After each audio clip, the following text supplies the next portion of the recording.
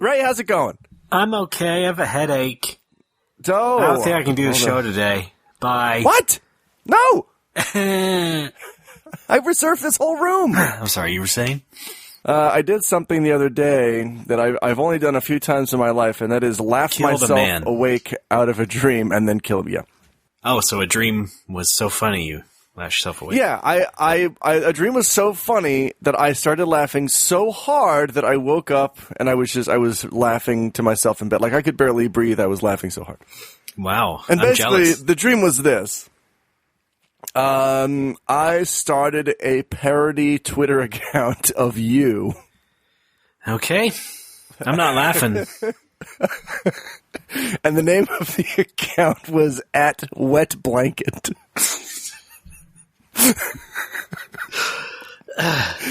And it only had one tweet. And it was just this. Jesus, Maxis. That's the entire dream. Well, That's it's all funny it was. because it's not true. Right? I don't know. I don't know where that came from or why I had No. that dream. You're the wet blanket. I think I am. I mean, come on. Sorry. Your brain's turning you into a liar, basically. My brain is mush. Right. Well, drinking will do that. I'm drinking a Monster right now. I meant alcohol. What's that? The thing you sell? Oh! Yeah, I'll have some.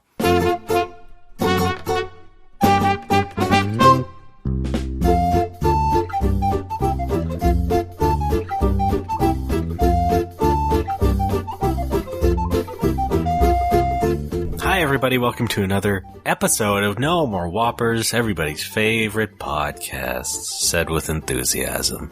My name is Ray Barnholt, going Everclear, and with me as always, feats don't frayole me now, Alex Fraioli. Check out my run. Okay, well... Patta. Oh, I should have put on okay, sneakers. from the top, feats don't frayole me now, Alex Fraioli. Hi. Better. Hey. Great. Yep, love it. Alex, how's Japan going? It is really wet today. What'd you do for 3/11? Oh boy, I mostly just reflected on tragedies. Mm-hmm. And tried not to cause any more. Okay, so no barbecue? Hey, my barbecue's great. No, I know, but... Oh. No, Ray, that's not really a thing that they barbecue on or for. Oh, that's weird. Yeah, it's almost as if thousands of people died. No wonder I got all those looks when I was cooking hot links on 9/11. Oh, no! Wah, wah, wah. And you hired some guys to dress up as Hot Link. And what is that? Is that just a link with a beard? I don't know. Yeah. What? Wait. Well, I thought you were. Why would it... I thought you were referring to Hot Ryu, Oh, which no. was that Ryu costume where he just has a beard and is shirtless, and people called that Hot Ryu. No. I mean, come on, let's be honest. All Ryu is Hot Ryu. I mean, I guess so, but beards do things to people. I was just imagining, like, 4 male strippers that you would hire, like, as, you know, in, like, tight policeman outfits with the little shorts. Those guys, but in Link costumes. Okay, yeah, right. Or just Link as a police officer. Let's just go with that narrative. Oh, yeah. No, trust me, this happened. It's not that I couldn't buy the costumes of the guys, okay? Hyrule Streets. Bow, chicka, bow, bow. No. I meant it to don't be like Italians. I meant it to be like a Law and Order thing. Well, you did, I didn't. Oh. That's right. Sexual undertones. Epona! Alex! All right. We're off to a rolling start. Raymond, what's on the docket for today? Oh, man. Let me tell you. Tell I me. don't know. It's been like a couple weeks. I mean, gee, I took my car in today for the regular service. First time taking it Oh, in. good. Oh, what's wrong with it now? No, nothing was bad. It was scheduled. Okay. Because What was it's a new scheduled to go wrong car, with it now? went through its regular first maintenance thing. Okay, so is it maintained? It's maintained, yes. Had a bit of bad luck that was apparently carried from the smart card repair drama. It's not as bad. Let me just explain it really quick. Basically, I was waiting for the guy to call to say when the car was back, and the guy called, but he said, we had a mix-up and we don't have the kind of oil filter available. So you can wait until we get the oil filter, which would be 1:30 tomorrow. And I said, no, let's just skip the oil change. And he said, okay, we'll just rotate the tires.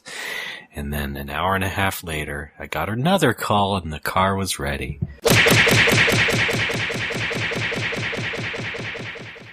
I'm probably going to just change the oil myself. Because, yeah, at this point, right? So whatever. You got to change the oil. And that's the extent of Alex's car knowledge. That's my advice, yeah. Yeah, that was a lesson I learned the hard way. Our reboot of Car Talk is not working. Why do we even get signed to this? My brother, what an ass. Welcome back, you're on Car Talk. Yeah. Brothers from another mother. I got a 2001 horse. I've been rotating the hooves. Is that good? I'll take my answer off the air. You know what needs rotating every few thousand miles is my brother. Hey. Dewey, Cheatham, and Howe. And Weissman. Where's that banjo track? Hello, you're on Car Talk. Hello, you're on Car... No, I already said... No, you... Oh, yeah, no, okay, yeah, no, you go. Oh, hi.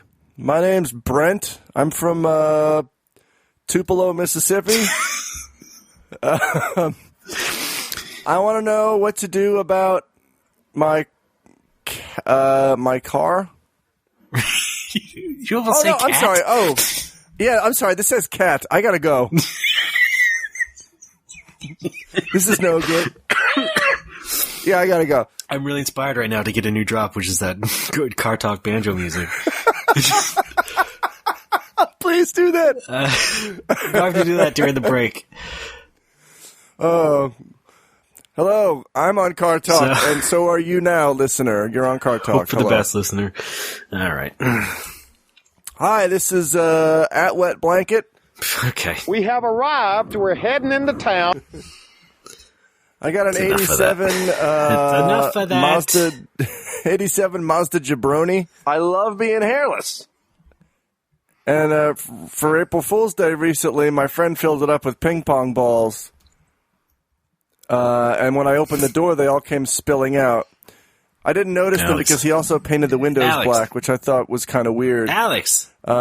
Anyway, I'm not even talking into a phone right now. I'm just sitting in the bathtub. Alex! What's up? I've heard enough of your college pranks. Classic Alex gotchas.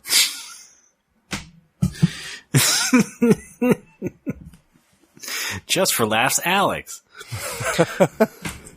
Yeah, there's like shitty tuba music and yeah, this is my just for pranks. This is some shit you'd see on an airplane, like a hot girl people are staring at walks around a corner, and then I come back around the corner wearing the same clothes she was, but I'm like, not hot at all, bro. Get it? We tricked you. Right. Classic swap out. Oh, yeah. Capital K classic. Here's another one. You go to the ATM to withdraw money, but instead of bills, it's snakes. How about that one? Okay.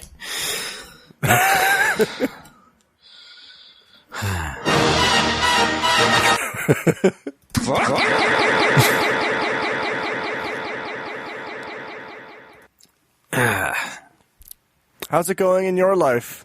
Again. Same old, same old. Great. This monster's not kicking in. I almost called it Red Bull. We would have gotten sued. Oh, no. Yes. What a faux pas. How could we ever recover from that? Oh, how will no more Whoppers ever... a lot of pastries this morning. Pasties? Pastries. Oh, okay. Go on. Yeah, there's like a little party at my girlfriend's friend's place, and so A lot of people came over to sample a bunch of, pastries and delicacies. Wait, a morning party? Well, I mean, functionally it was a party. I think it was, you would look at it and see it was a party, but... I think that should go on the epitaph for this podcast. Functionally, it was a party. Yeah. Or just mine. Just my headstone. He died as he lived with his mouth wide open. Well, I mean, okay, morning was like 11 a.m. Oh, so they were not serving breakfast. And no one anymore. really gets there until like 11:30, so... Okay. But there was breakfasty things, like there was like egg tarts and stuff, so I mean... Oh, and croissants. egg tarts. Croissant. Croissant. Mm-hmm. You're dumb. Gâteau. Wait, was that a sound from Panic? Yes, it was me doing the sound from Panic. Yay! Everybody's favorite Sega CD podcast. No more Whoppers. Clooney Tunes. Play that on your Sega CD. CD plus graphics. It's March 14th. That means it's Vey Day, where we talk about Vey all day. I thought it was Vi. I thought it was. I don't care. I just thought it was. V-A-Y? I thought it was actually pronounced Vi. Why would it be called Vi? That's the katakana is. Well, then it's Vi. Bye. I'm sorry, it's bye. Oh, bye. I never actually played that game. Was it good? I haven't played it. Oh. What am I talking to you for? I don't know. my entire Sega CD library was Sewer Shark, Sonic, and Panic. Wow. I should have got Snatcher at the time. I didn't, but I did eventually play it, and so we're all good. Mine consisted of Panic, Jurassic Park, Shining Force CD, Lunar 1, Lunar 2. Anything else? I don't. Oh, and Lynx, because my dad wanted a golf game. Yes. Oh, man. Yeah. Lynx on Sega CD has that crazy, shitty art on the front, too. It was crazy shitty art, yeah. It's like somebody tried to computer generate a worm that's also under a golf ball. And it's Yeah! No, wait, was that the ad?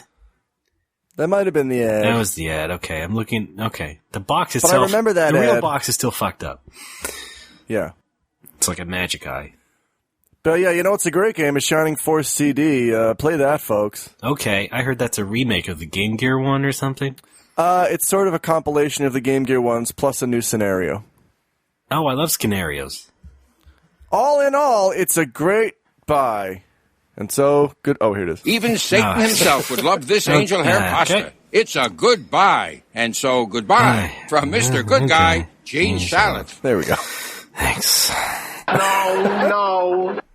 Bellingham, Washington. No. Bellingham, Washington. No. Even Satan. All right. I think yes.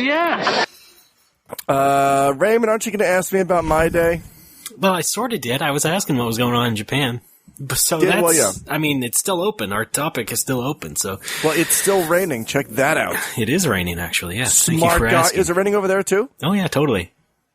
What? Pouring. What kind of droplets we talking? Like a big Listen, one? I can't believe I have to tell you this every single week. We live in the Pacific Rim. These things are cyclical. Where we live. Rim. Okay. No, not the movie. Put that down. Oh, but I want to watch it. Jaegers! No, that's my Amazon account. Now you bought it. No, Jesus. Can we watch Pacific Rim while doing shots of Jaeger? I can't. Well, I can't refund it, so yes. Yay! Christ. Cool. I like the blue one. I don't know what that means, but okay. You've seen Pacific Rim. I have not. Oh, well, you should. It's really good. Okay, I'll look into it. It's one of the few movies that I thought was actually worth it to watch in 3D in the theater. Okay, what are some other movies that we should watch in 3D? Not a lot. Okay, so it's one so far. Yeah. I've heard Ant-Man actually had really good 3D effects. Oh, sure, sure. I saw that in the 2D. Yeah, right. You know what else is fun? Yes. Okay. No, shit. What was I going to say? Moving. Never mind. Whatever. I threw you off. I was trying to jog my memory. Well, Maybe this will help. You're dumb. Critical Hit's still plugging along. Plugging along, plugging and playing this along. week? Canada tournaments? stalls on Trade Pact. No, we have we're having a Street Fighter 3 Third Strike tournament on March 33rd. March 30. Okay, March 33rd. Got it? Yes. Sign up today. Yes, please sign up today. We only have one person signed up. Now, we talked about Street Fighter a little bit the other week. We were talking about our favorite ones and stuff. And you said three was your favorite?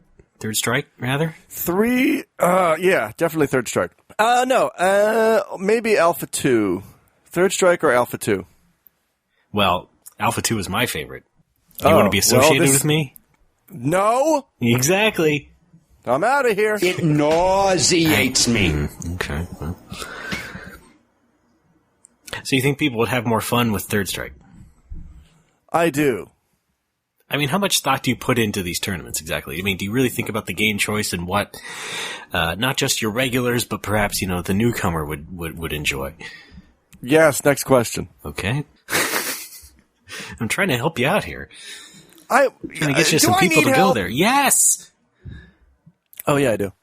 Also, we have fans and people like to know what makes Alex tick. Well, we have fans Tink. and we also have fangs, so don't tread on me.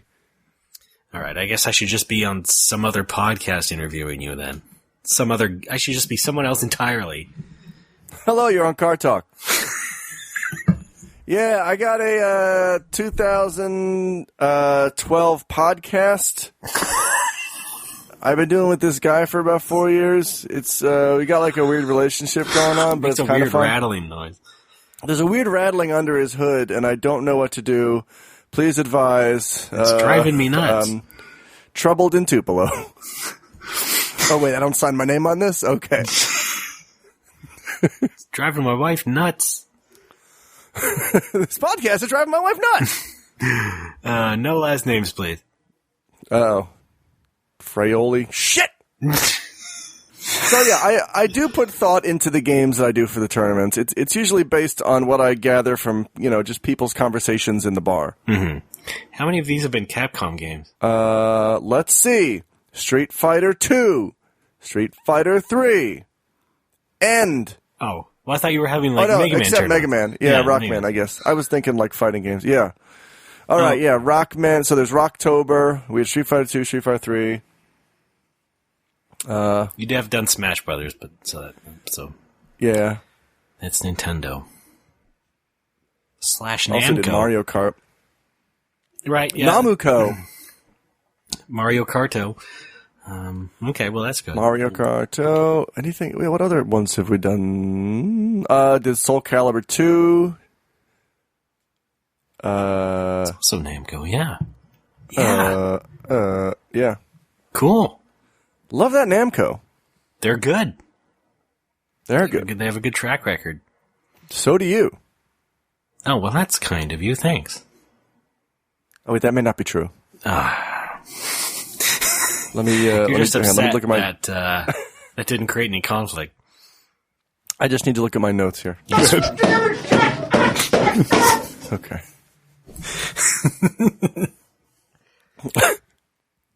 So yeah, I mean, I've been kind of stressed today because I went to that thing, then I had to go home and go grocery shopping, and then I had to both open one big package and then prepare to send out 3 packages.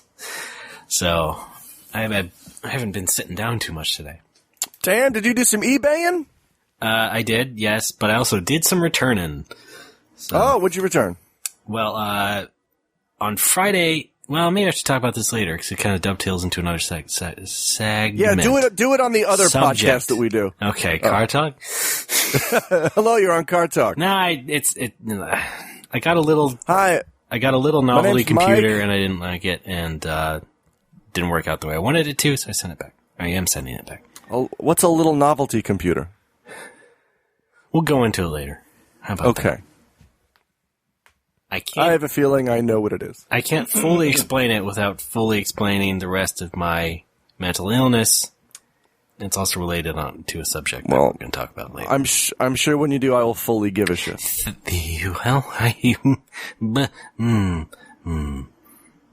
No. Ray? Hi. Fuck. Okay. I have one story from the bar that I think I've told, eternally told and retold. All right, give me the gist. What was it? Meth head guy.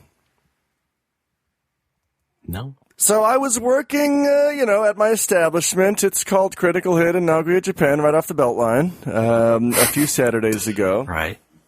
And a guy comes in who I know. He's a pretty nice guy, but he's brought some friends with him, and one of his friends is also a nice guy. Okay. And his other friend already seems a little bit tipsy, so I'm like, okay, great. Tipsy in what way? Like actually fumbly, stumbly and fumbly? Super slurred. Okay, just super slurred? Yeah. And sure. a little bit stumbly. And so he sits down, he's like, I'm okay. So I'm like, all right, there you go. Play some GoldenEye, chill out for a bit. Uh-huh, yeah. All of a sudden he's a kid at a dentist room. Waiting room. Yeah. So while this is all happening, like unbeknownst to me, because it's Saturday night and the feeling's right, and it was packed. I was working, I was very busy. Yeah. But what I found out afterwards, my friend Dan and his wife, he will come into play in my next story in the next segment. Dan's a cool guy. Okay. Dan was just chilling out with his wife. He was probably trying to speedrun Mega Man 2, which he does when he comes to the bar. Yeah. And the guy, super drunk guy, let's give him a fake name. Let's call him Kamiya. No, that's the building I'm looking at right now.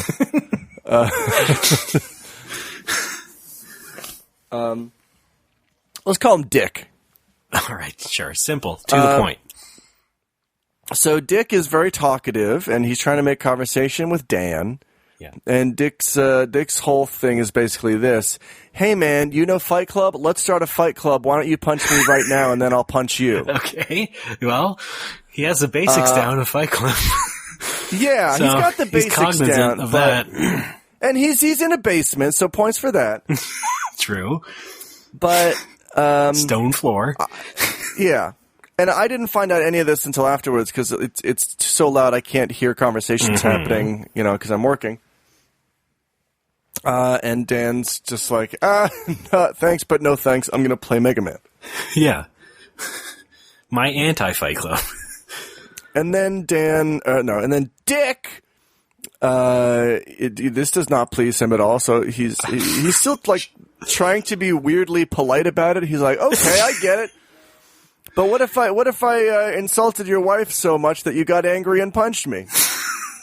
And Dan's just like trying to laugh him off and ignore him and play the game. And then Dick just starts saying shit about Dan's wife who's sitting right next to him. Oh my and God. Dan's like, what the fuck are you doing, man? But Dan is a pretty smart guy, so he just ignored him the whole time. And eventually Dick lost interest.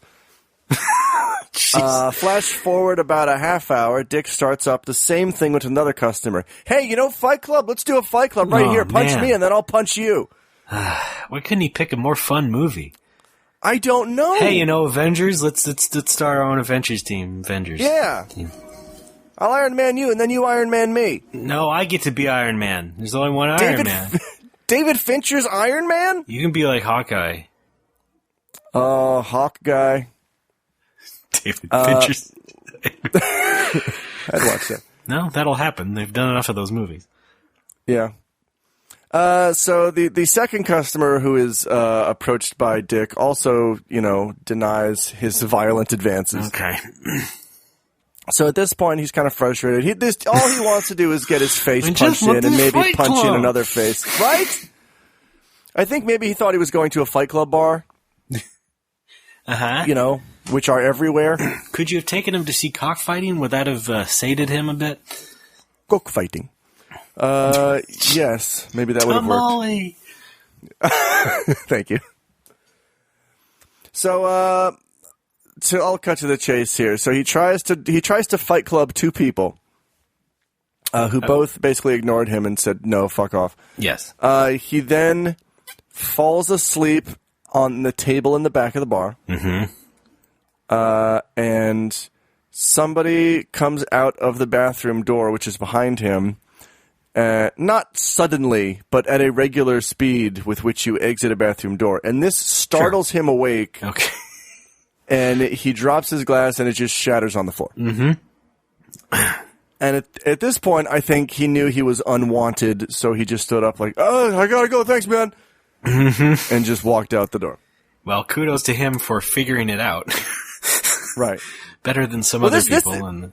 This is impressive, though, because the bar is carpeted, and normally if you drop a glass on that carpet, it's going to break.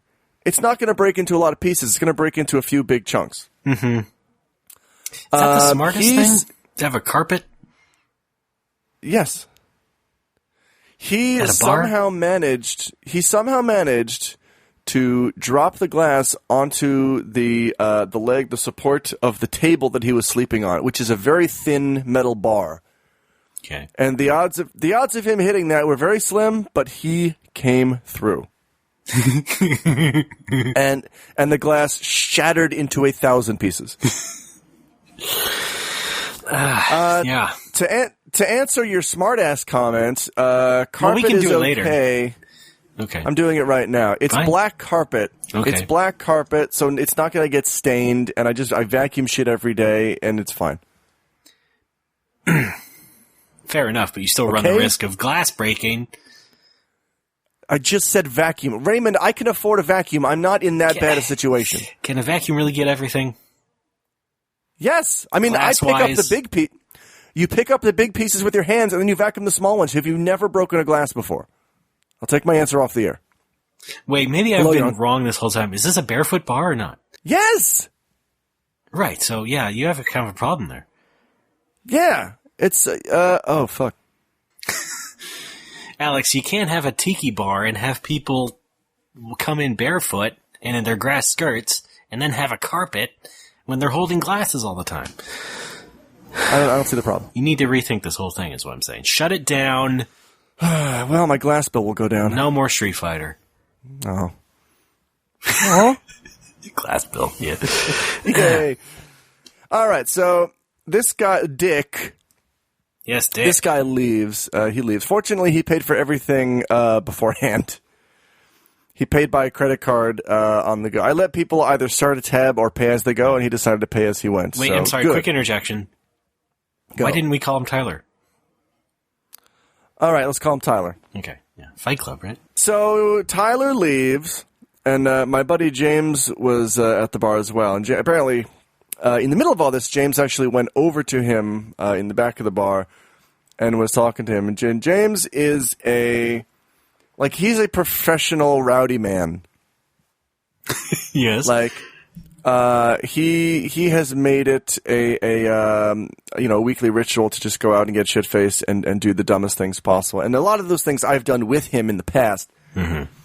So he knows what's up. Like, he knows when someone is fucked up. So as a favor to me, James goes over to Tyler and is like, "Hey, wow, man, you seem really fucked up." And apparently Tyler just tells him, "Oh yeah, dude, I did a whole bunch of meth and smoked some weed and then got shit-faced and came out to a bar." and weed. Great. Yeah. That sounds great. I wish you would have stuck with just the weed. Mm-hmm. Just maybe mellow out a bit. All right. And James is like, "Okay, yeah, I get it, cool." So can we change his name now to Pinkman? Oh man. Tyler Dick Pinkman. Jesse's son in the follow-up to Breaking Bad. Jesse's son also goes to Hogwarts?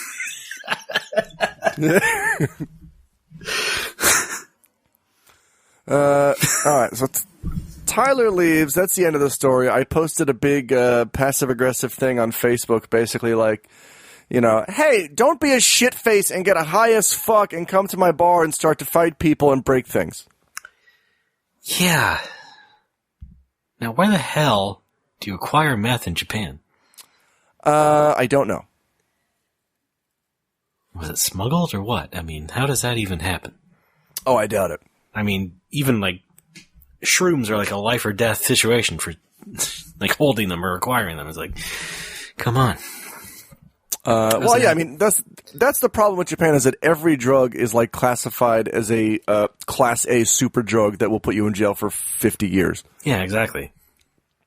Like, I have Japanese friends who are astounded that there are now places in America where you can legally smoke weed. Yes. Well, And they're like, Japan is like 100 years away from that minimum. minimum. I mean, Condominium. yeah. That'll need to go through a few generations. Right? And even then. Right, when are we going to get a hip young kid in the, I almost said the White House, in the J House?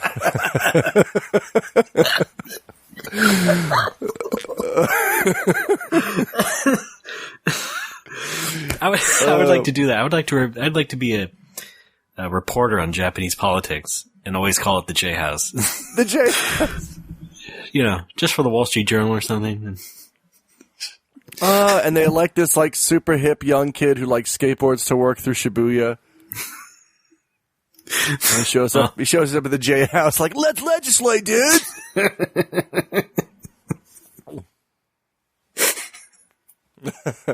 Hey, Shinsuke, where are we on that weed legislation? Rocking and rolling, bro.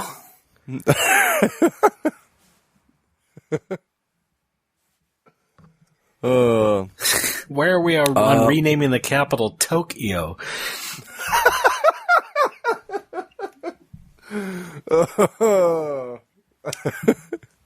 Fun. Plan B is Kyoto. Kyoto. Why not do both? Well, it has to pass first. Oh yeah, you can go from Tokyo to Kyoto on the Shindanksen.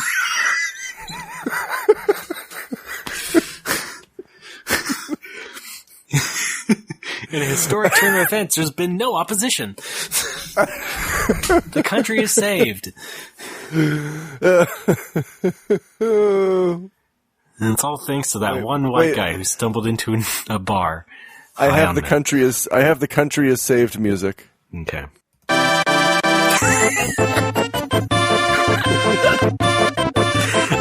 did it! USA! I mean, Japan! I have to let this ride out.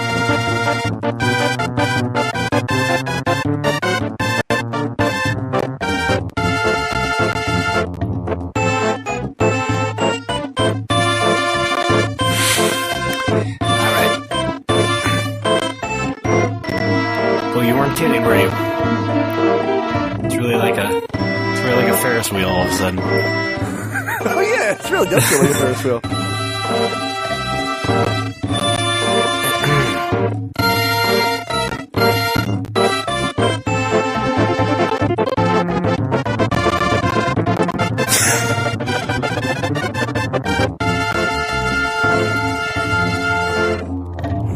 Thanks for riding, everybody. Oh, wait, stop. Stop! There we go. Oh, God, it's still going. No! It's speeding up! That fat woman can't get out. Look, I know that we kind of do this show for ourselves to some degree. We do. But do you really think people like that? Yes! All right, just checking. Ask yourself this deeper question. Do I give a shit? Do Ray give a shit, or does Alex give a shit? Does Alex give a shit? I'd like to think he does in some deep, recessed part of his brain. Might take a while to fully explore it and pull it out. I actually do. When I'm recording, I don't. But when I listen back, it's like, what a jackass. So, but you don't learn from it. No! No, I don't!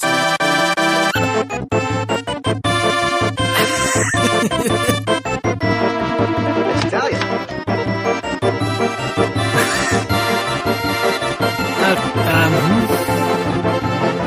What's up?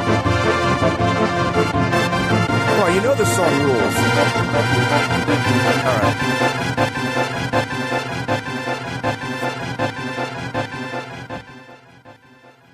I'm playing with the delay function on the soundboard. That's what it's like to be on meth. Right? Yes. Come back for more meth. At Critical Hit. Idiots. Idiots. Idiots. Idiots. Idiots. Idiots. Raymond, there is a part 2 to this story, but why don't we take care of it in segment 2? I'd love to. Thank you very Great. much. Let's take a quick break, have a quick cuddle, and we'll get back to it. Okay.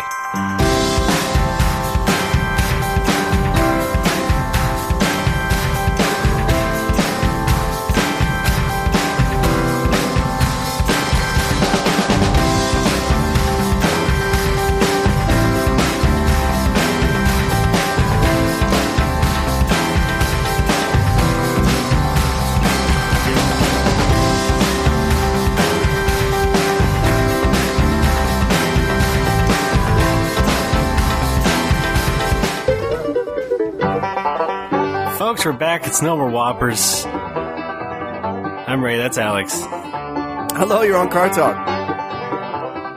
You're with Click and Clack, the Whopper Brothers. Click and Clack. I can't believe those are their real names. No. Well, okay. Back on the show, back at it, at Krispy Kreme. Alex, you had part 2 you were going to talk about. I do. Part 2 to this druggy, jerko, junkie story. Yeah. Druggy Jerko Junkie, contender for Best Picture 2017, I'm sure. Oh, yeah, did you enjoy the Oscars? Great. Okay. All right, so yeah, basically you heard the first part of the story. Druggy Fight Club wants to do Fight Club. Yeah. Now, is part 2 where he actually forms the Fight Club? He does take a punch. Okay. So that's something. All right, no spoilers. Just keep going. All right. Anyway, so yeah, last Saturday, this is pretty typical at Critical Hit. On a Saturday, if it's kind of empty at like 2 or 3 a.m., I will just close up, and whichever customers are there, if I know them, we will go to a bar downtown called The Hub. Right. I'm familiar. Which is a chain of quote-unquote English-style pubs in Japan. I've watched you get smashed there before.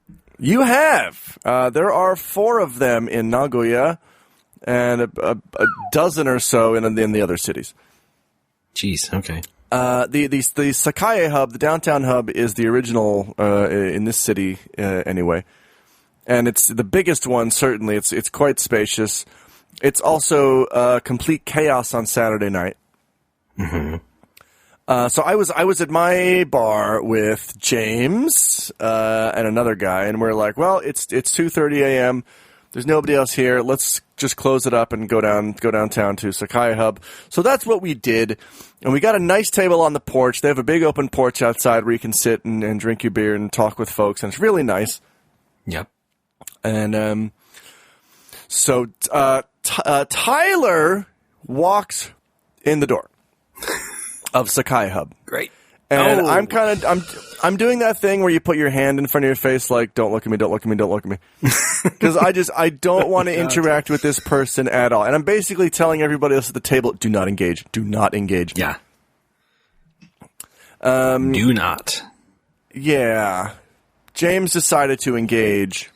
Now, why? Well, he wasn't doing it in an antagonistic fashion. It was just like a hey, dude, what's up? Because at this point, like, Tyler has only been nice to James. What's up? I just don't think that's enough, but okay.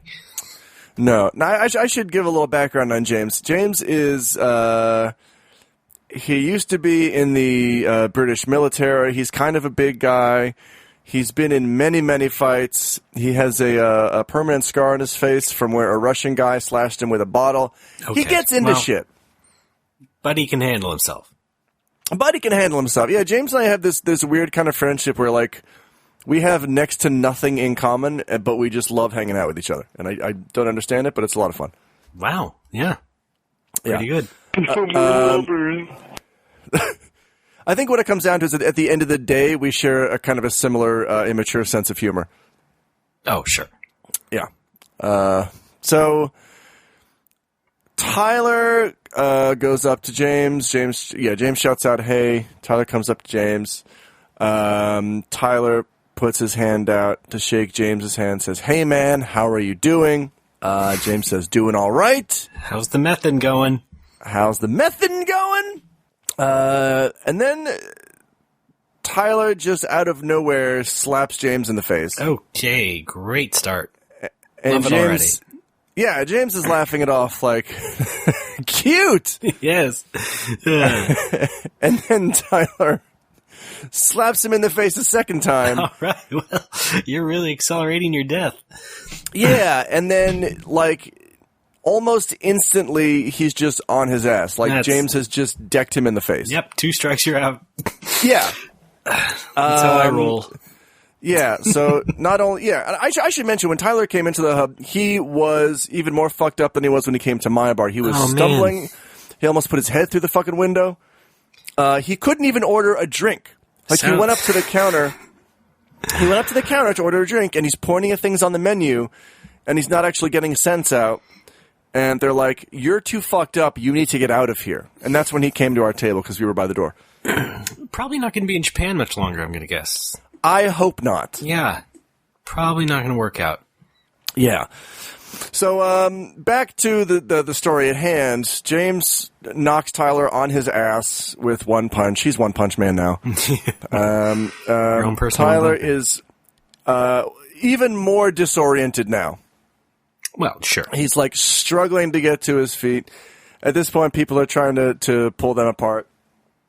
James is just laughing his ass off. He doesn't give a shit. Okay, great. So yeah, some customers realize that Tyler's being an ass, and they just shove him out the door. Wonderful. Which, it would be great if it ended there. Then Tyler starts shouting back into the bar, "It's not over! It's not over, man! It's not over!" No. Well, it's Fight Club. Right, Fight Club's never over. No. So, at this point, the manager of the hub comes out and says, "Hey, you're pretty fucked up. You need to go home." To which Tyler responds, "It's not over. It's not over." Tyler then proceeds to slap the hub manager in the face. Oh. Yeah. He's going great. Loving it. Manager doesn't do anything, but enough customers saw it happen that they just came outside and basically, like, pushed Tyler down the street to the point where it's like, "Do not come back," or that worse things will happen. Yes. That, by the way, is the opposite of Japanese hospitality. It's where they just keep pushing you away until you are around the block.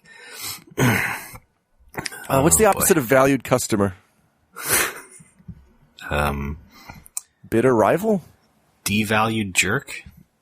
Please understand, devalued jerk, it probably could have been helped. Hey, I'm just workshopping it, okay? All right, well, I'm just jerk shopping it. So that's the story of asshole meth head. He better not come to my bar again, because that shit is unacceptable. Back over to Ray with sports. The Cubs are really doing great. Redacted. So that's been your couple weeks, huh? Oh, yeah. I mean, I try to do a balanced show. So Yes. I wanted to have a story where I was inconvenienced by a drunk asshole. Yeah, and then To balance that out, I have another story where I'm a drunk asshole. oh, I see. All right. Not in a malicious or antagonistic way, just Not in a mischievous way. Not any being pushed down the street kind of way. No. All right. Well, fill us in. Well, hang on. Why don't we space it out? Why don't you give me something that happened to you? It's No. only fair. I'm a loaf. Okay. All right. Great. So I just go right into it? Nothing happens to me. What the fuck are you talking about? Well, this just happened. I just read news. Oh, yeah. And I write tweets. Yeah. Jesus, Maxis. Okay. Ha ha ha. I really.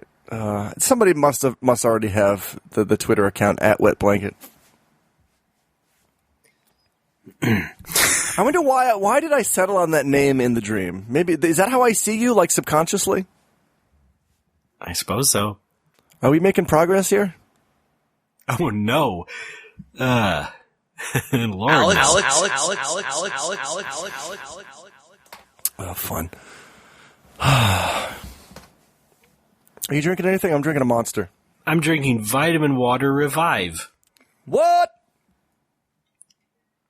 Fruit What's punch flavored. What is Revive? That's the name of the flavor. But what does Revive taste like? Fruit punch. Fruit punch, okay. Why is it called Revive?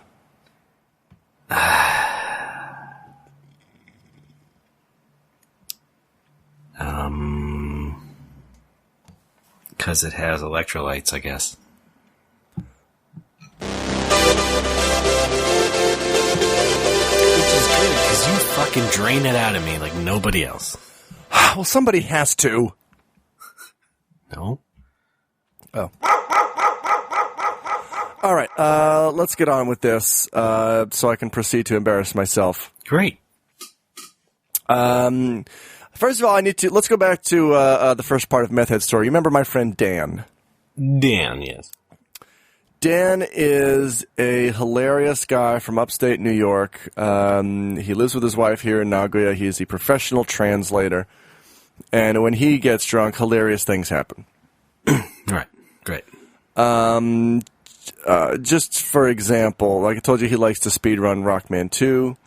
A couple weeks ago, he was speedrunning Rockman 2 after like 7 beers. Sure. Sounds like And, you. Yeah, it does kind of. So and he was far. at the Guts Tank fight, and I'm just trying to make conversation. I'm like, boy, how did Gutsman get so big between Rockman 1 and Rockman 2?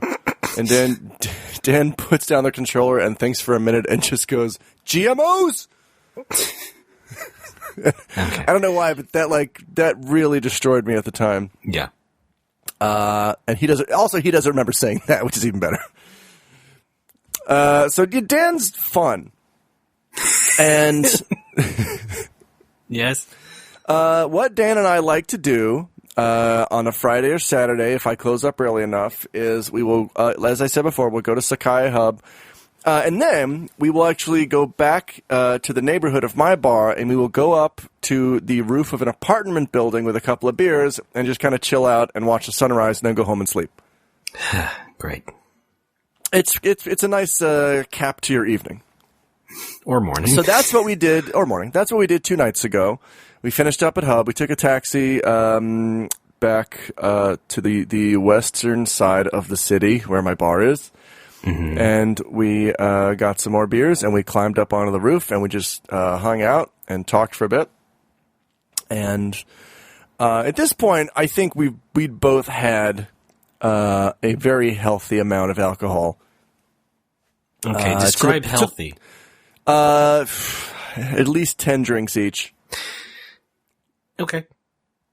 Where we were pretty much enabling each other's mischievous behavior. Well, Alex, that's you every single night, it seems like. Yeah, pretty much. You it's enabling fun, others, them enabling you, until I know. you're jumping on top of a fucking roof. Well, that's why I'm not drinking today, because I have to, after the weekend, I have to do like a detox. You know, I got to get that liver functioning again. So Right, we are up on the roof, and it's not as dangerous as it sounds. There's not really any danger of falling on the roof because there's No, you're not like those guardrails on the Russian side. kids who, dangle off No, the arms of fucking what? towers and you shit. talking about parkour? No, this is stupid Russian kid-doer. Oh, great. Oh yeah. Speaking of that, side note, I got into this thing on YouTube last week where I'm deathly afraid of heights, so I was like deliberately searching for videos of those guys on this is what I'm talking TV about. towers and Yep.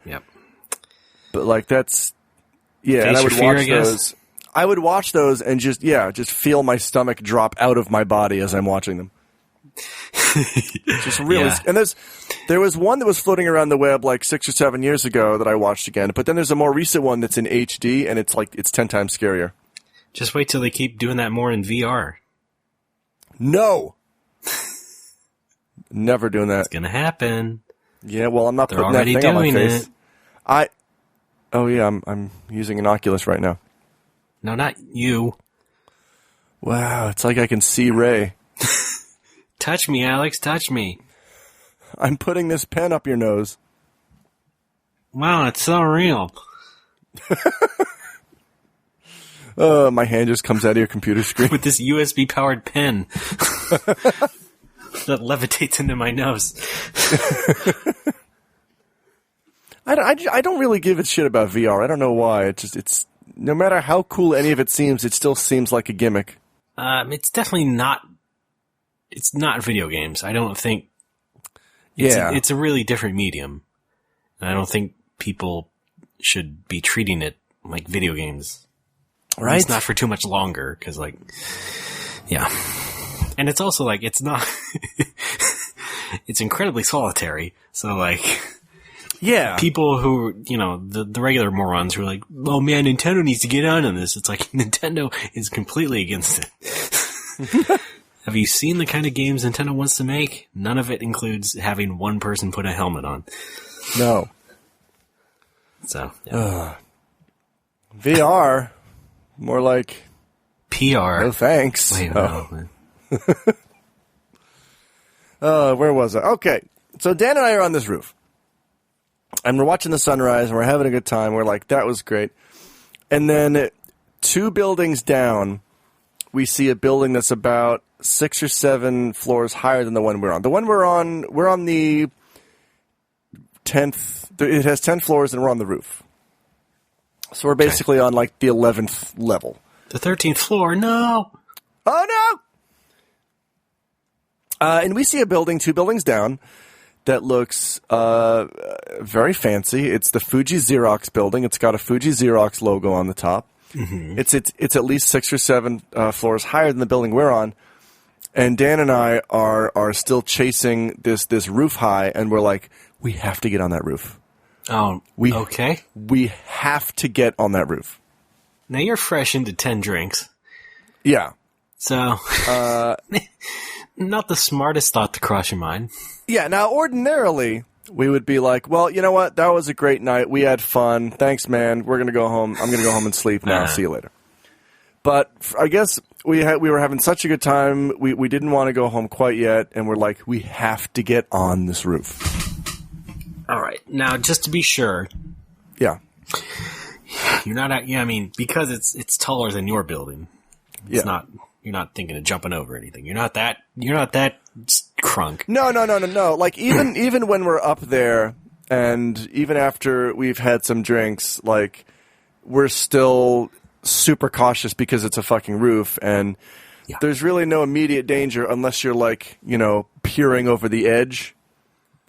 So, I mean, right. we're responsible. We're idiots, but we're responsible idiots. Fine. Let me say that.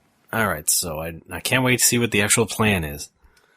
Well, it amazed even myself. Did you have a savant moment? No. Here's how we get on the roof of the regular building: is we just take the elevator up to the 10th floor. There's a stairwell that leads up with a gate over it. We just hop the gate and you're on the roof. Like, that's all it is. Mm-hmm. And you just chill out there. And there's nobody up there because everything on the 10th floor is businesses, and they don't open until like 9, 10 a.m. So there's nobody there. There's nobody to disturb. No. So we finish up on the roof, and we're like, we have to get on the Fuji Xerox roof. How do we do that? So we take the elevator all the way down to the street, and we get out of the building, and we walk south a couple blocks to get to the Fuji Xerox building. There it is. It's at this point, it is 6:30 a.m. The sun is already up. Mm-hmm. But we are determined. We are determined to get on this roof. So we try the automatic doors at the entrance. They do not open. We do see one guy inside with a briefcase, like heading for the elevator. So people are getting into the building already. And the automatic doors don't work. So we go around the side. Everything's locked. You can't get into this building. And then Dan, in a flash of inspiration, hits the button on the intercom outside. Okay. And basically says, and the intercom goes to the security office on the side of the building. Dan basically tells the guy, "Hi, we have a meeting today." Oh, man. And the security guy is like, "Are you sure? Who are you seeing?" And Dan's like, "Oh, I forget his name, but we have a meeting today." The security guy is like, "All right, come around to the side of the security office." It's like Bush League social engineering. I know, it is. Jesus Christ. So we go around the side of the building. Oh, man. And the security guy opens the door to the building, and we go inside the security office. Well, he should get fired. Yeah. And he's like, Dan explains the situation. Dan just pulled this fiction out of his ass. I'm a consultant from America who doesn't speak Japanese, and Dan is my interpreter. Checks out. And Dan's Japanese is fluent, so he can do that. So he's explaining this all to the guy. So is yours to a point. I mean... well, yeah, not fluent, but highly competent. Well, yeah, you just can't slip it. You just can't make it slip out. Yeah. You have to make sure not to talk or just speak English. So, every time he would talk to anybody, I would, after a minute or two, I would say to him, "What's he saying?" Tell me what's going on. I've got to get to my meeting. I'm Alex. So, at this point, at this point, we're still in the security office, and the guy's like, "Do you remember who you're meeting with?" Yeah. And Dan's like, Dan's apologizing for me. He's saying, he doesn't remember, but he's meeting with a guy here. And the security guard is like, "Okay, do you have a business card or something?" Oh, man. Here we go. And Dan's like, he wants a business card. And I'm like, well, we're fucked now because I can't give him a real business card. Yeah. So I'm rooting through my wallet, hoping there's something in there. Oh, God. Finally came up with a business card that I got from a Lens Crafters in Pittsburgh. I give it to the guy, and he's like, "This checks out." Holy shit. I know. Holy shit. He looks at it like, "Well, it's in English. You must be the real deal." So he takes the card, and then he says to Dan, before we go up to the 9th floor, you have to sign in. Uh-huh. So Dan signs in very illegibly on the sign-in sheet. Yes. And then security guard escorts us to this big elevator. And we get inside the elevator, and he takes us up to the 9th floor, which I guess is where the meeting rooms are, the conference rooms. So he brings us down the hall to this big conference room. And he's like, "You said your meeting's at 7? Yeah, just wait in here." Okay, right. Now, this is kind of where things start to go south, because before he can unlock the conference room door, a couple of, executive-looking guys come down the hall from the other direction. Jesus Christ. What is going on? And then, and their response, their reaction is basically, "Who the fuck are you?"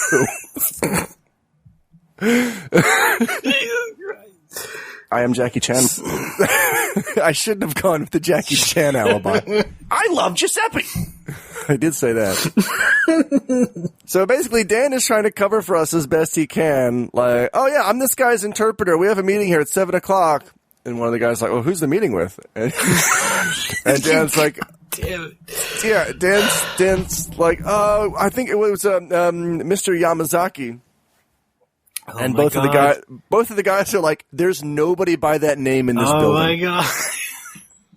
At that point, we're like, Italian. "Oh, geez, what? Wow, that's weird. That's so weird." So, Dan is like, to buy time, Dan is explaining all of this to me in English slowly in front of them.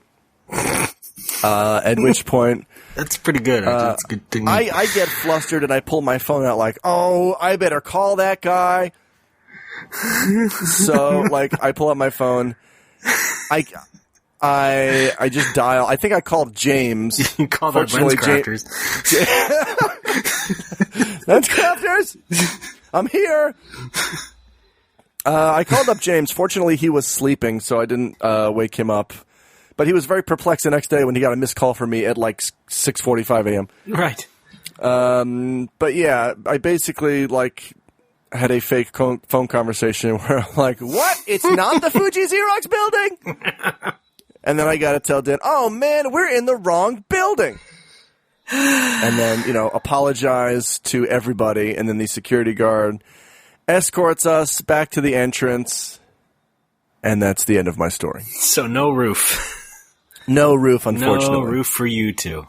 I'm very disappointed because it looked like a fun roof. It looked like a super roof. Well, the fun thing is that it is an entirely plausible story. Yeah? Because, speaking personally, I've been in the wrong building before in Japan. What? Oh, have you? Almost.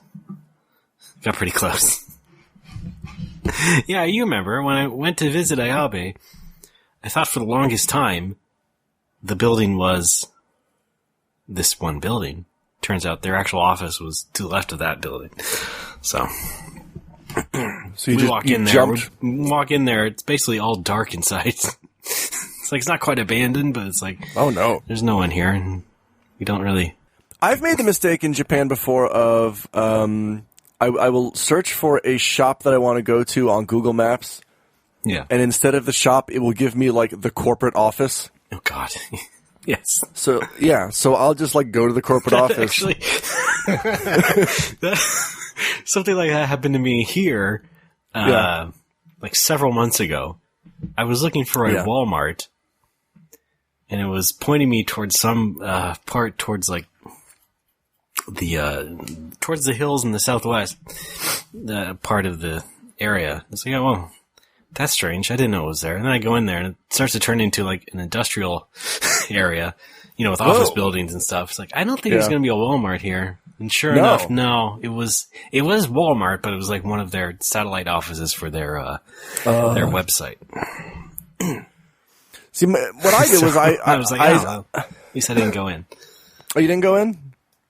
No, I already figured it out. Aww. It's pretty obvious. I was searching for a used game store, and what I found, and I don't know how they gave me this, what turned up on Google Maps was the corporate office that owned that store and like a dozen other stores.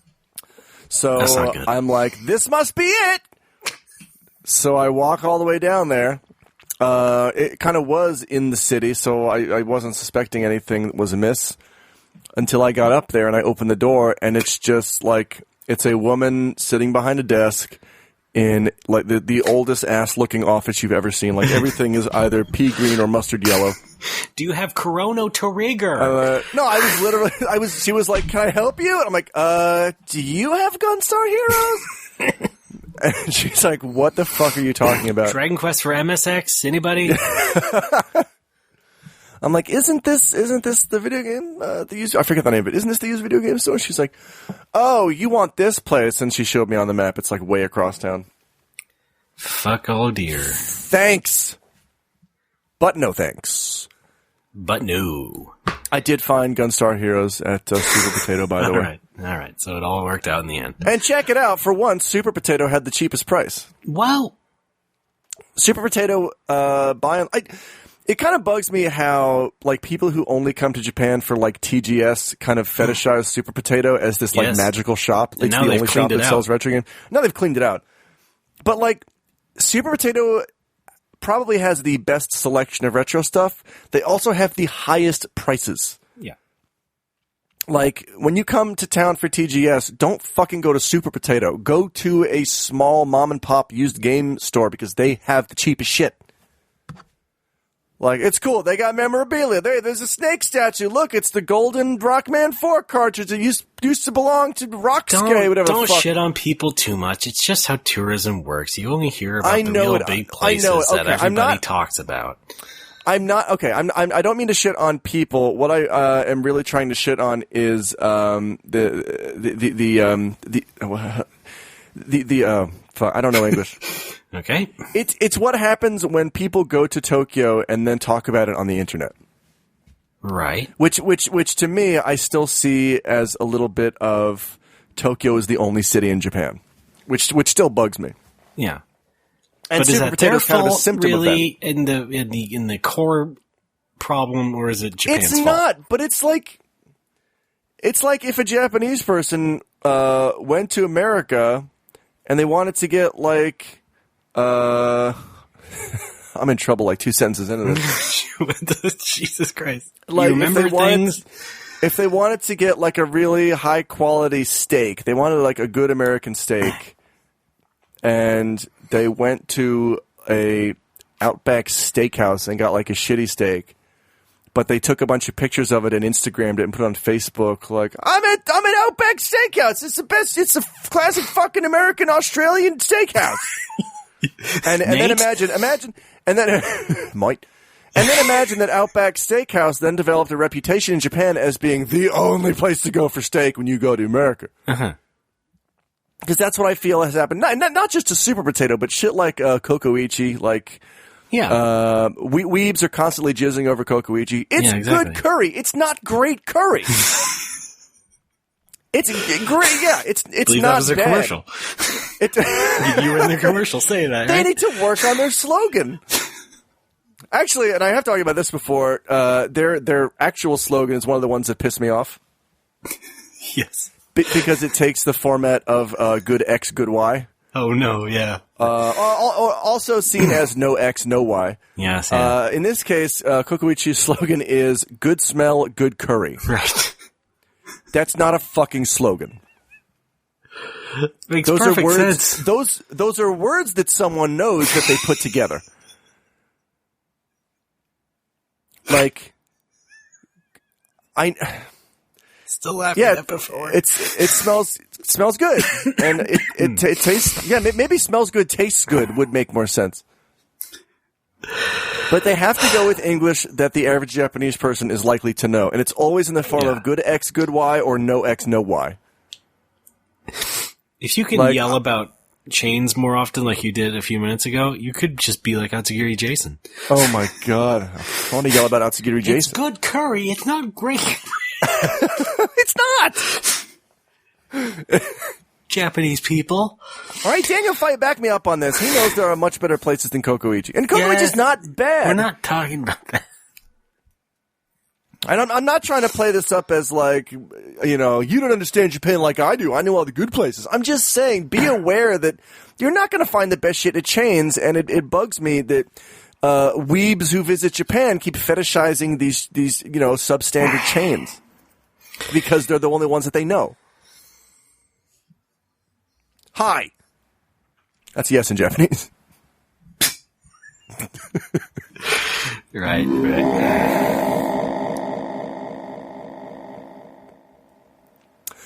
Well, anyway, I'll be dead soon anyway, so who cares? Right? That's what I say in response when people tell me that I'm not supposed to blow in the cartridges. Yeah, exactly. Just look them in the eye. We're all going to die. Speaking of retro games, what's up? Some shit has been going on the past couple weeks. Uh-oh. What's that? Have you been hearing about the Coleco Chameleon? Yes. Wait, do you want to take a break first? Or you want to go right into this? Because we're coming up on an hour. Okay, go. Yeah, so, okay. Did you know it beforehand when it was the Retro VGS? No. And did you know anything? Okay, never mind. But yeah. So the guy who did that Retro magazine, also from a couple years ago, Scroll? Kickstarted that? No. Oh. It's a magazine called Retro, and he got a bunch of people on board, like Jeremy Parrish and Chris Kohler and some other Jeremy weird Piven? YouTube guys. Okay. And that was going good for a couple years. And then he got this bug in his brain then maybe he should just also make an entire console that brings back everything we love so much about retro games, right? Such as cartridges and games that don't update and stuff. And by the way, this is like a middle-aged guy. Okay. And he started out also trying to cater to retro gamers by making an auction site just for old games called Game Gavel, which apparently was enough of a pedigree for people to jump on board his magazine. But I digress. I would have called it Auction Adventure. I would have called it anything else. So, I guess with all of his, with his money, he bought the, molds for the Atari Jaguar, which were previously used to make dental equipment. Yeah, I remember that. So he actually managed to acquire the molds himself, and now he's gonna make a new system out of the shell, and it's gonna have all this fancy stuff in it. And we're gonna get some developers on board, which amounted to basically just, one guy. And anyway, that original version of that system failed its original crowdfunding, I believe. Or maybe it didn't. Whatever. I think it failed because people were, they were not sold on it. And it was all like pre-renders and stuff. There was no actual product yet. Aww. So that went away for a while. And a few months later, it comes back as the Coleco Chameleon, with the official Coleco license. Because some guys, this happens. You have a holding company who has the rights to these old dead companies. And that's what happened to Coleco. And Coleco stuff has been out there as, those flashback consoles. Like the Atari Flashback, remember that? So they made a Coleco one, right? So that's how they got the name for that. So somehow, this guy, managed to finagle a deal with Coleco to get this thing going on. And, still with really no hardware. Just making a lot of promises about the hardware, saying, oh yeah, it's gonna have this, it's gonna have that. We're working on this kind of system. It's gonna be easy and affordable and all that sort of stuff. And, nothing really comes out of it. I mean, in the end, of course, nothing comes out of this, but, in the end, it doesn't even matter. He's just stringing people along completely and giving these updates on Facebook and all this stuff. And it's just like, oh boy, it's going to come. And boy, we're going to launch a Kickstarter soon. That's going to be great. Of course, the key thing about Kickstarter, whereas before they were on Indiegogo, the key difference with Kickstarter is that if you're going to make hardware now, you have to have some sort of photographic proof of a prototype. Whoopsie. Because as before, they were only relying on these 3D renders. And, and by the way, the controller for this thing was always going to be, it's already released as a knockoff Wii U controller called the Pro Controller U. And, I guess this guy Mike was so taken by it because it had a little shape of a little Super Nintendo controller in the middle of it. Where the D-pad and the 4 buttons go. That must have just sparked the inspiration in his mind. And, I knew what that controller was because I had bought a few in bulk because I was flipping used Wiis a couple years ago. Oh. So I was using it for that. Yeah, so I was like, okay, so this guy's probably just gonna buy a bunch of them wholesale like I did. And then try and fit it for his fake, game system. So everybody was, trying to get on board. Now, certainly having the Coleco name really fucking fooled a lot of people because, whereas before it was just this no-name system, but now it's a Coleco thing and people who are clicking on clickbait articles on social media are like, wow, it's gonna be great. I love old games. And here it is, a game system that's just like it used to be. And so, that got him a fair amount more of attention than it did last time. So, all good, right? Well, no, because there's still really no hardware to be found, and there's still a lot of promises. And they actually went to the toy fair in the last couple months, where it turned out he did have a playable demo unit, sort of, except it wasn't playable, and the inside of the unit was a Model 2 Super Nintendo. Shoved into the shell with the cord sticking out of it. And another fake cartridge also sticking out of it. And, that was what they were going on.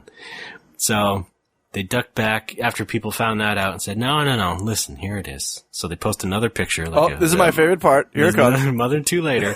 They posted. So good. post another picture of this prototype in a transparent shell this time, so you can actually see the inner workings of it. So you do see this little computer board inside. But then again, the same people who found him out last time, more or less, the same community.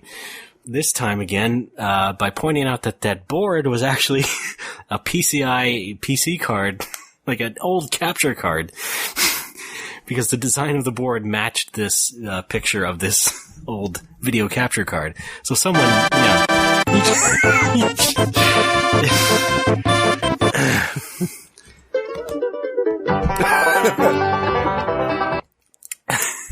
just laid that right in the center there, and boy, there you go. That's our prototype. And they also were extra stupid to watermark it.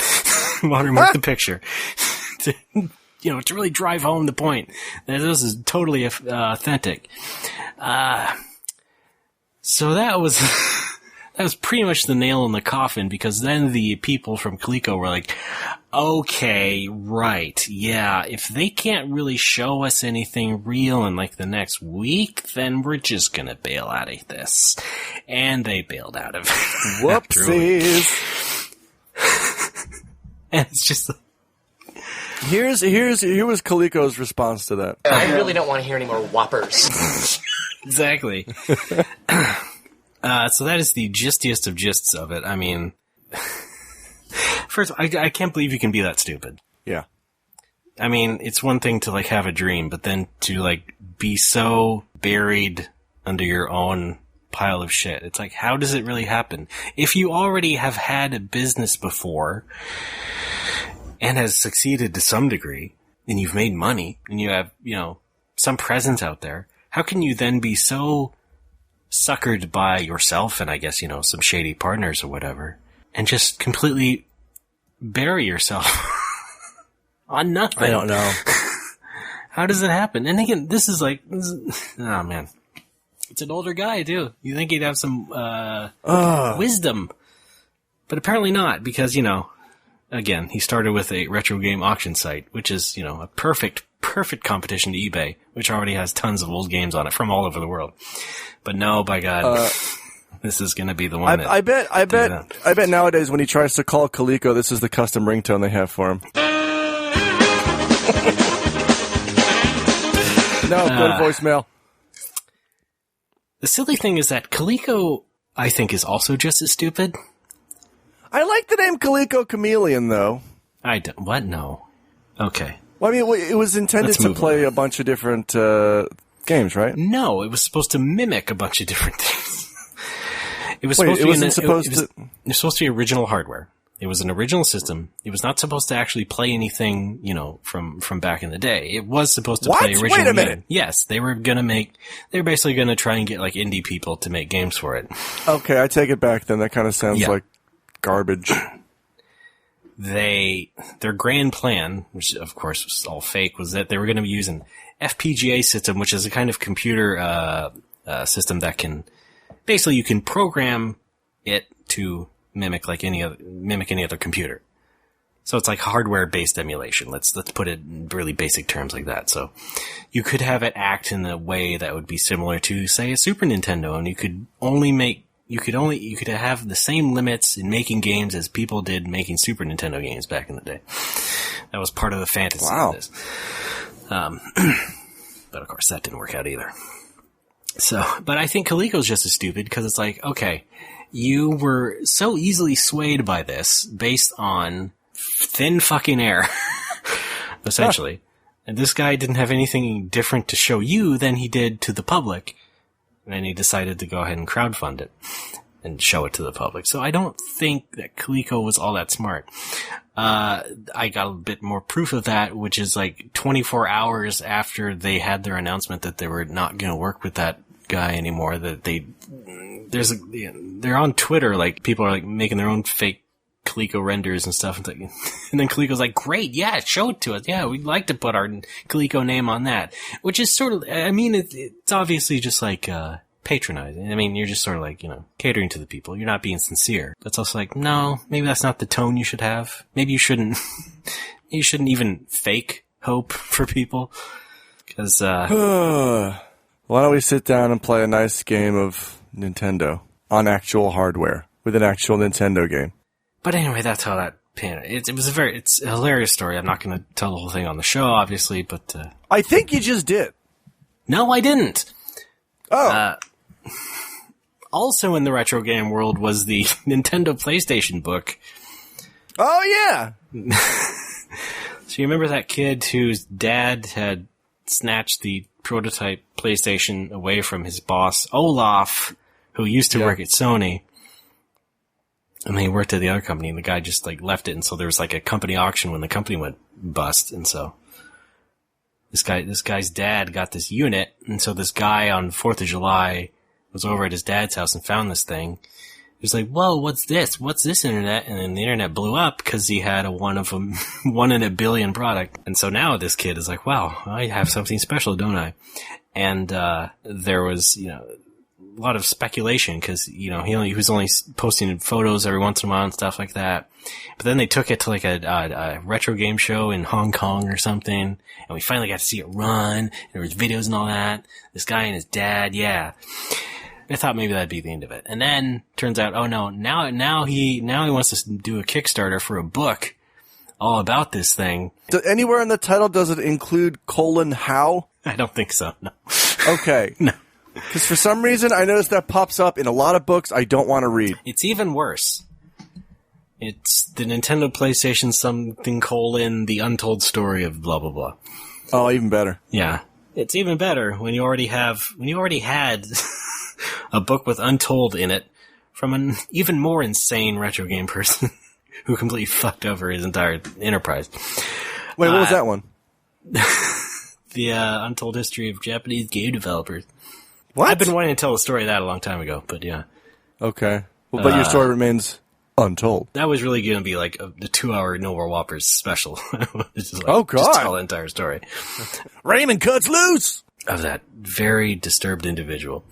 But anyway, yeah, the PlayStation book from guys who are now so enwrapped in their own opportunism that they think people not only want to fund a book, a self-published book, that will tell the story of how it all happened, how we found this magical device and shared it with the world, and also very high-resolution photos.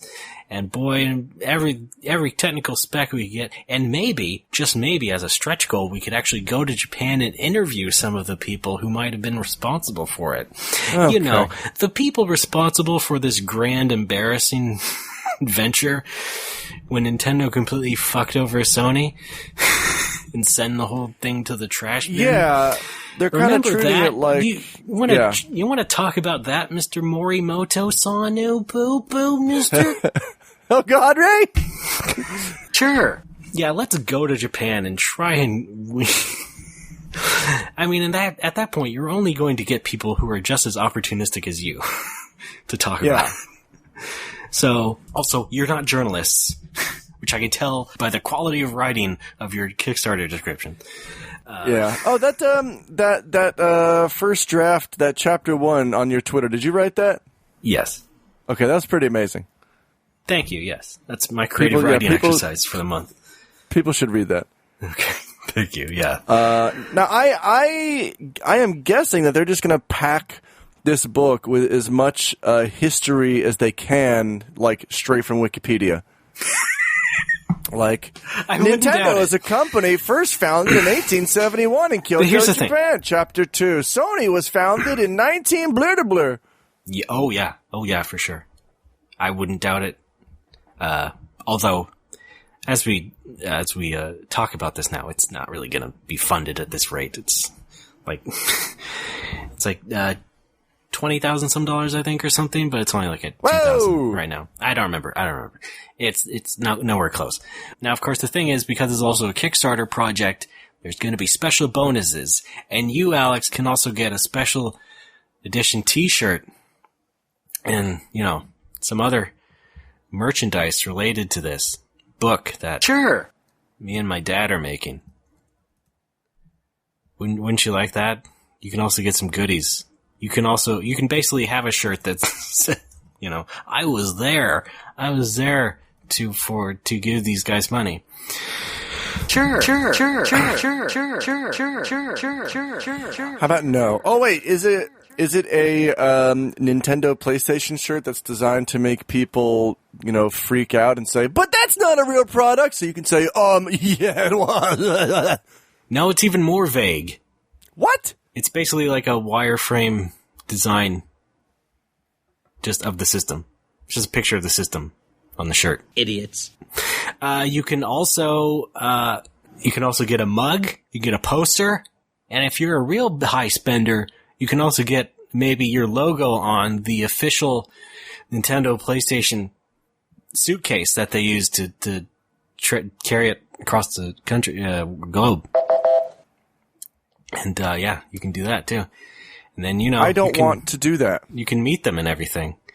No, I will pay to not meet them. You get your name in the book, probably. I will pay them to not meet them. Did you know they X-rayed it? Now you can look at an X-ray picture of it. Did you know what the inside of a Super Famicom controller looks like? Yes. Oh, well, this one has PlayStation painted on it. Because I open them routinely to clean them. Well, yeah, okay. But this one says PlayStation on it. So you also get a picture of that. Fuck you! Oh, no, they want 30,000, excuse me. Oh, good luck, guys. And they're at 2,225. Now, you see, I think it'd be fine if it was just, if their goal was just an interview or something, okay, like we just want to make this book and want to actually go out and actually hunt down some of the history behind it. That would at least be valid in some respects. Not also, we're gonna put your fucking logo on the suitcase if you give us this much money for it. That I don't get. It's a suitcase that they're using once to take this thing around the world? I think they've already used it. Then what the fuck is the point? I don't know.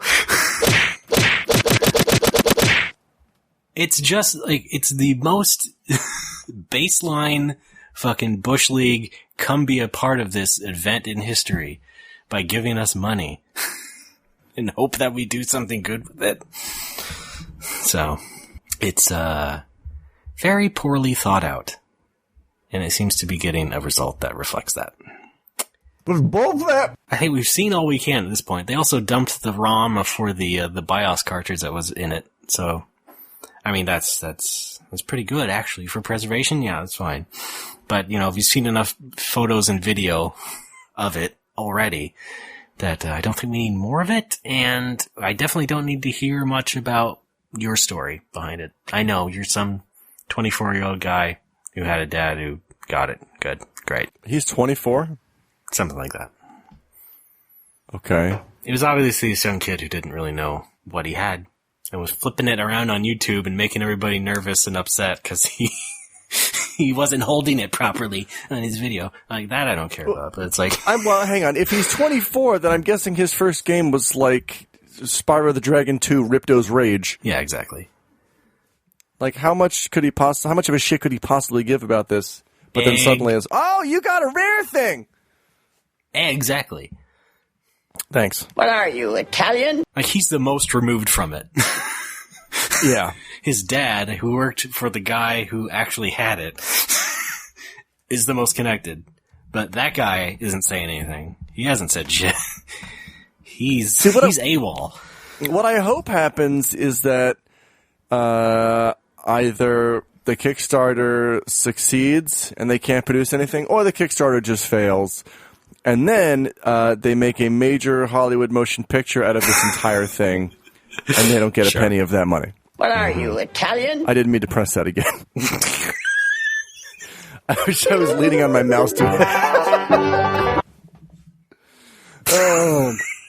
Hello, you're on Car Talk. Yeah, I got this like 1995 so Nintendo PlayStation, but it's not playing any of the games. Like, yeah, I mean, I'm jamming fucking micro machines in there. Nothing. They could have really fucking... I mean, they might still do this, but they could have really just fucking capitalized on it and just been on Pawn Stars. Right? Oh, yeah. I mean, they could have actually been on cable TV. Or it would have been funny if, like, they brought it to the Pawn Stars guy, and he's like, I don't know what this is, $20. No, and you know what happens on the show is he usually calls in his expert friend to talk about it. Oh, I'm thinking of Antiques Roadshow. Yeah, no. Oh, yeah, but yeah, same thing. Like, yeah, call the guy in, his expert friend. Even he doesn't know what it is. What's this? Sony, it's Nintendo, what? It's fake, bye. I wish I was shorter. That'd be a good job. Shortest episode ever. Yeah. So yeah, a lot of great shit going on in the retro game community lately. And I just want to say, it's a perfect time to remind all of our listeners, don't let people try and sell you your nostalgia back to you, including your identity. That's kind of what I do. No, you don't. Because you just, no, I don't think so. I mean, you don't you don't make games. You're not making anything that's really related to retro games, you know. You just have a bunch of them in your bar. That's a celebration. I made that Mega Man ROM hack where all the bosses are replaced with marijuana leaves. All right, well, show me that, why don't you? All right. It's called Toke Man. But I'm really serious about that. Like, there are all these sorts of... The thing with the Coleco is, like, it was absolutely designed... Everything that guy does is absolutely designed to sell your fucking identity back to you. Because you like retro games, don't you? Well, I'm sure you'd like a magazine that's just like it used to be in the 90s. How about a console that was just like it was back in the 90s, right? It's like, no, we're kind of past that to a degree. We still like that stuff, but we're not going to fucking give you $200 for a unit that is not designed to be modern. I'm like, what? That is my biggest issues with gaming culture these days, is that it's become a little too self-referential and wanky. Is that a word? Sure. Sure, wankerish. Buddy. Like, obviously I love video games. I own a video game bar. I find it very difficult to deal with gamers sometimes. Right. Because sometimes they cling a little too hard to these things, and it's very difficult to pry them away and maybe have a genuine conversation about something. Mm-hmm. I feel the same way. Yeah. I mean, it's the same thing with Loot Crate and all that other shit. It's just like, oh yeah, geek fuel. Why are you so ready to like jump into that shit and give people, $20 to $30 a month to have yourself validated to you? That's all you're doing. Yeah. You're confirming nothing except who you are to yourself. So what if your box looks like an NES? Great. So what if you got some 8-bit soap in it? Big fucking deal. We all know you like it. Great. Meanwhile, somebody just took your money and is using it to make even more self-validating bullshit for you. And it's just like, just be careful of that. You, by all means, celebrate it and play old games and do all that stuff, but it's like, let it be old to some degree. Yeah. You don't need to be buying all this merchandise to show your fucking love of games that run in less than 640 by 480 resolution or might be on a cartridge. Like, we get it. You don't need to be paying people for it. I appreciate your response. This doesn't answer any of my questions about my 78 Datsun. Let's take a break. Let's go back to our show where we have some fun. The hood starts rattling. The hood starts rattling when it goes over 60 on the highway.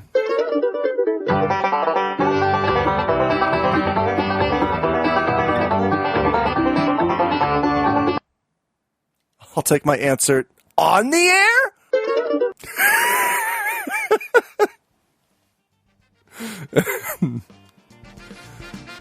Oh, can't wait for that puzzler. You're too blind to see, and you don't want to hear. This game of chance and fortune will always draw you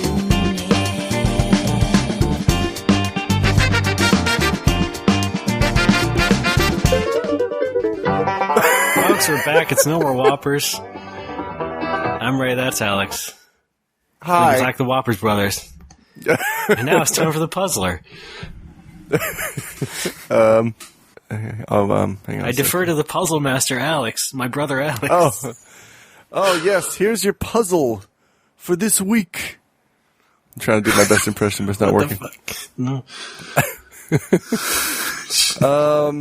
Okay. Here's your puzzler for this week.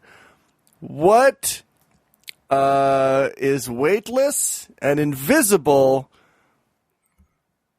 and it's a fish, and if you put it in a hole, it makes you lighter. Give up? Because the surgeon was his mother. Mind blown. That is so Alex. Oh, shit, I'm not supposed to answer it this week? No. Oh, I just messed it up for We're everybody. supposed to talk about how crazy it is, and then next week maybe we'll Okay. find out what it is. People have to send in their answers to our email. All right, send us an email. Click at clack.com. Please use the subject line puzzler. If you use the subject line sizzler, you're signing up for our Sizzler meet and greet, so be careful. So this fan thing fun is on? up next here on the show. Is that correct? Do we have some fan fun this week, Alex? And yeah, we sure do. Am I going to have to end this Skype call No. if you keep up this bullshit? God, I'm the Coleco chameleon of podcasters. You're a fraud? I just shoved a capture card up my butt and I insist on the real deal. All right, there you go. Yeah. Only $2.99. Raymond? Oh, God. Like $2.99? No. Oh, boy. Whoa. Well, guess what I can't find again? That's right. It's the fan fun theme. But don't It's a worry. saga. It's turning into a saga. How about that, bro? No! Michael Bay deaths. Hang on. It's got to be around here somewhere. I can do... I have the instrumental. You have what? The instrumental. Oh, that's not good enough. You can still sing over it. Fuck. No, yeah, but I don't remember the words. All right, fine. I'll try to remember the words. Just play it. All right. Are you ready? It's time for Yes. fan fun. Here we Okay. go. Time for fan fun. That's where we have fun. Give us money. We'll give you something. Then you send us stories of nerd stuff. I married a Dreamcast. I went to school. I don't know. Wait, this is not Over Nerds theme, but it encompasses Over Nerds. This is my monologue breaking the song. Thanks a lot, everybody.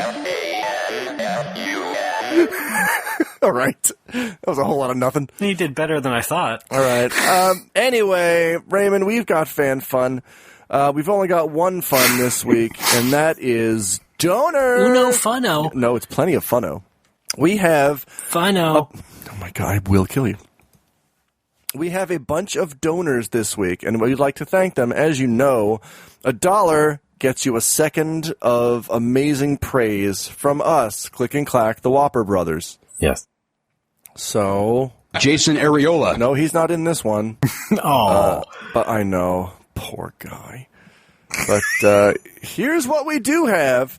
Up first is a Paul Bursch. Bursch. All right. Love And it. if you can Okay. give me the go, I'm going to thank Paul Bursch. All right. Well, then go ahead and go. All right. Thanks, Paul. His message. Please understand, it can't be helped. Paul Bursch, a.k.a. Paul Bursch, Mall Bursch. Okay. You know him from the hit TV series, Things My Bursch Says. What kind of name is Bursch anyway? Short for Burschon. That's a dog. Okay. It's a dog? I'm thinking of a Bichon Frise. Oh. It's one of those things that I can say, but I can't spell. Like the entire French language, pretty much. Okay. Except I don't speak French. Raymond, up next is She's Roberto 0 for 3.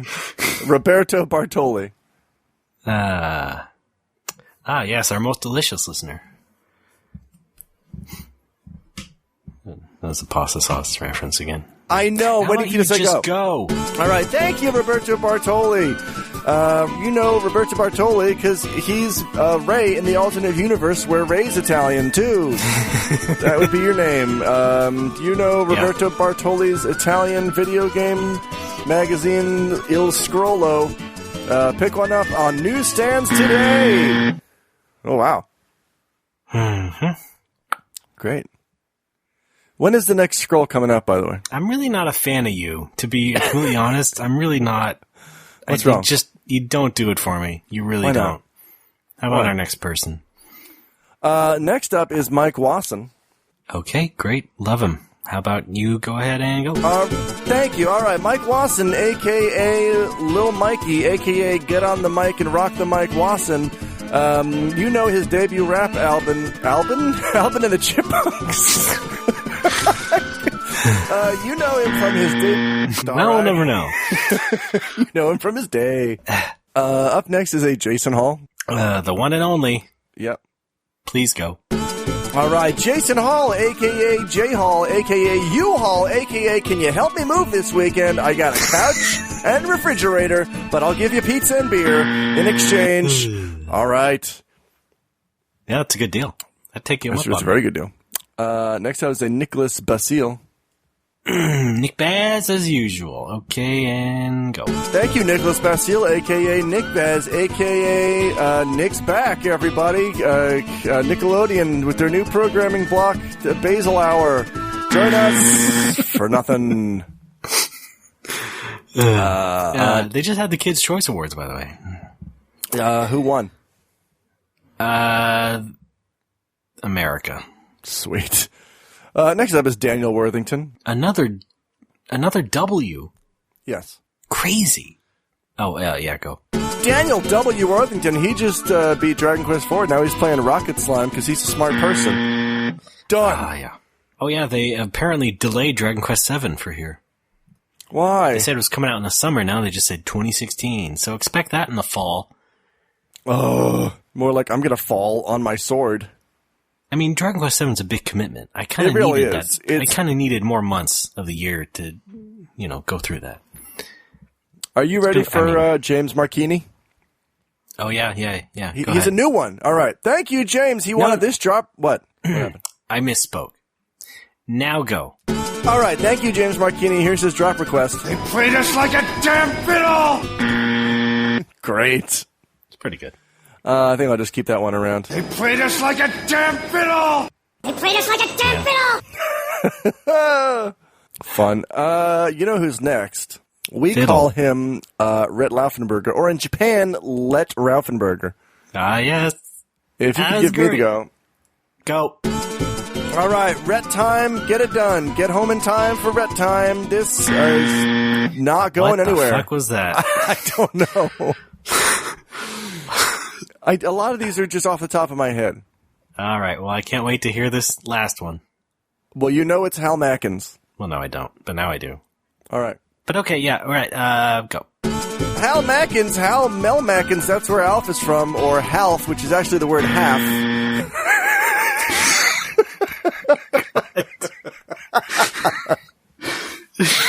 I don't know.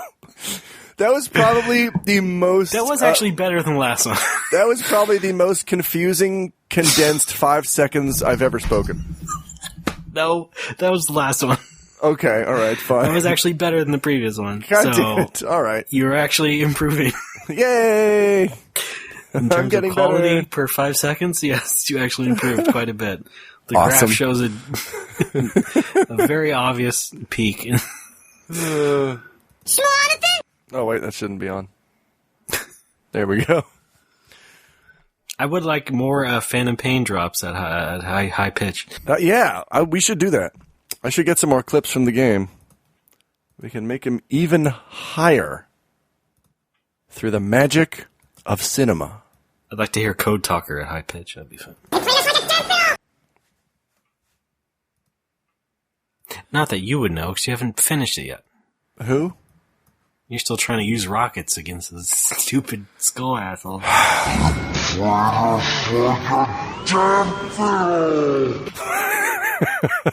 don't know why that makes me laugh. Same reason everything makes me laugh. I'd like you to finish it so we can talk about it, and then talk about the unfinished episode that they were going to make. Well, I feel like I already have finished it because I've gotten bored with it. Was that a sneeze or a laugh? The Little of both? sneeze. Okay. No, a laugh I was trying to disguise as a sneeze. Okay, then bless you, question mark? Thanks. Do you have any Facebook likes? No, I don't. Do you have any over nerds? No, I don't. Great. Another successful Oh, fan wait, no, wait, I do have one. Okay. Hit me. Okay. This one says, "Hi, Alex and Ray. I have a 99 Elantra. God damn it, son of a bitch. Every time I hit the windshield wiper button, the car explodes. Please advise. I'm in the sky right now, falling at an amazing rate. Please read this on your show, Automobile Oratory, and get back to me. Well, I'm descending on the Earth now, so I may not get a chance to... Oh, wait, I'm actually heading for a pillow factory that's in a lake. So maybe... You know, I've often thought about how could you survive a fall from space without a parachute? Would it be possible to, like, land in a slide that curves so gradually that you actually slow down and don't die? Anyway, I often think about things like these while I'm falling from the sky. Love the show. Yours truly, Sally in the stratosphere, soon to be in the pillow factory on the lake. XOXO. P.S. What do you guys think of FF15? Like, I know you're into cars. It's like a car trip game, a road trip game. I call it car trip. Do you think it looks good? I don't know for sure. It looks a little dude heavy. Let me know what you think. Yours truly, Pete. Cool. Ray? Alex? You there? Well, that's the end of the show. Thanks to everybody for listening. You can go to our website, normalwalkers.tumblr.com. Yeah, we just leave it on Tumblr. Why not? Donate there, by the way. Give us some money. You can do that once or every month. Right, and why? And then here's the number one reason to donate money to No More Whoppers. I want to have sex with a girl. Well, what's up? That's taken care of. Okay. Thanks. Whoa, care of this person. Alex Fraioli. Okay. No. Oh, fuck. You wish. Aw. You're supposed to die! Also, we'd like some Facebook likes, although apparently our show is running its course, but still. Oh, no! You can go to our facebook.com/No More Whoppers and like us, and you can be part of a very funny like segment. Are we going to have to start a new podcast? Maybe. Can we please call it Cat Talk? I'm still in the middle of this. You can also send us over nerds, although I guess that's run its course too. I don't know. Has it, Alex? Pac-Man for NES. No. Because you at first you didn't want to do it because it was too mean, and then you said you wanted to do it again. Raymond, people... do me a favor and shut your dumb face. Here's what's going on. I'm not soliciting for over nerds. I'm just saying, if you have any, send them to me. I'm not going to beg for them every week. I'm just saying, here's the email address. If you have any, send them in. Okay? Not the IR fucking S where I go to your door and I demand money in the form of over nerds. It's just that people should be a little bit more encouraged to do it. Otherwise, you will get nothing. Then so be it. I get nothing. Well, then don't even have it. Sick of your shit. Either you promote it or you don't have it. No, I don't believe that. I believe we can have it like on the side as a thing that exists. People know that it's there. I don't need to promote it. Maybe just say every week, send over notes to this address. If we don't get any, I don't give a shit. Well, you heard it here first. We're also on Twitter. I'm cashing, Raymond, I'm cashing out of this operation. Either way, I'm moving to Guam. You're not coming with me. I'm on Twitter, RDBAAA. Alex is also on Twitter. I'm Patooey. That's Pitohui. Catches roof pics. Yeah, check out my roof pics. They're pretty good. Pretty choice roof pics. Also, follow the bar at Critical Hit Bar on Twitter. Or just go to it. Or just follow it physically. Go there. Yeah, well, you can't follow a building. Yeah, true. Unless it's one of those homes like on a truck that you see on the highway. Right. You can follow that building, but that's like, I mean, eventually it's going to settle. That could happen once you go insolvent. Right? It could happen. I'm Kareem Abdul-Jabbar. Hey, it could happen. I don't think so.